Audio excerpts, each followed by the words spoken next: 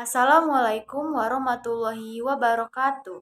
Saya Lisa Nurmasari, NPM 19160064. Baiklah, di sini saya akan memaparkan mengenai materi mata pelajaran pengembangan materi media dan bahan ajar Pancasila. Di sini saya akan memaparkan tentang mengategorikan peraturan pusat dan peraturan daerah dan dikaitkan dengan hak dan kewajiban sebagai warga masyarakat. Yang pertama adalah pengertian sebagai peraturan pusat.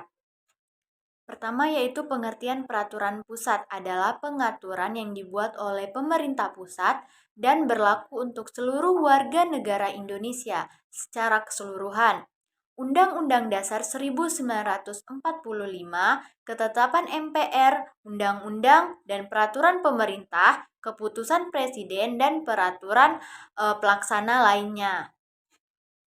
Peraturan ini berlaku secara nasional dan dibuat oleh pemerintah atas persetujuan DPR.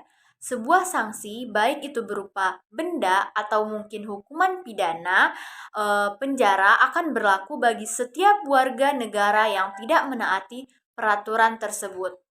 Peraturan pusat diatur untuk mengatur tentang kehidupan warga negara Indonesia agar tercipta kondisi masyarakat yang aman dan tentram.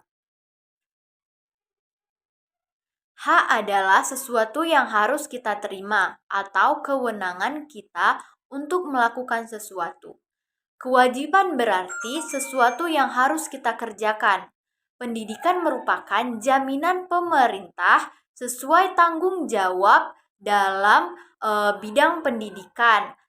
Contohnya seperti yaitu pemerintah membangun gedung sekolah, kemudian mengangkat guru-guru dan menyediakan buku pelajaran.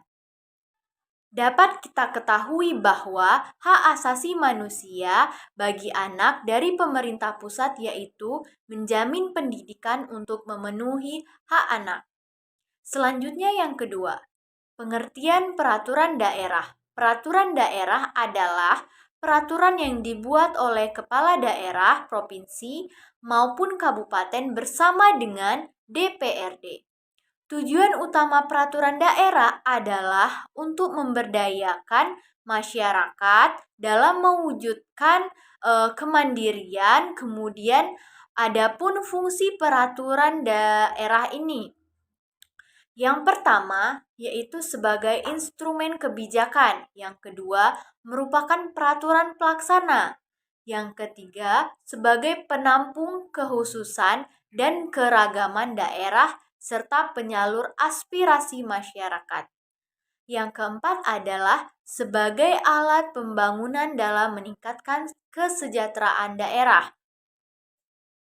Contoh hak asasi dalam peraturan daerah. Yang pertama ada peraturan daerah Car Free Day, yang kedua penggunaan trotoar, yang ketiga peraturan daerah hak-hak wanita, kemudian yang keempat hak anak, yang kelima peraturan daerah larangan menembak, kemudian menembak hewan, yang keenam ada peraturan daerah membuang sampah, kemudian yang ketujuh peraturan daerah larangan merokok, selanjutnya peraturan daerah kebersihan dan keindahan, dan yang terakhir ada hak kemerdekaan untuk berpendapat.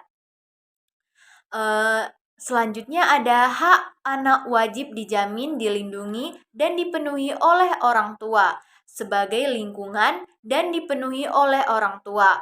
Selain itu, ada hak anak untuk dilindungi dari keluarga, masyarakat, negara, pemerintah daerah, dan berperan memenuhi hak-hak anak.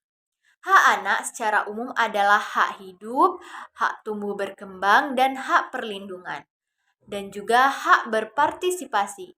Dalam hak asasi manusia, seorang anak dalam kehidupan sekolah, yaitu setiap anak menaati peraturan daerah.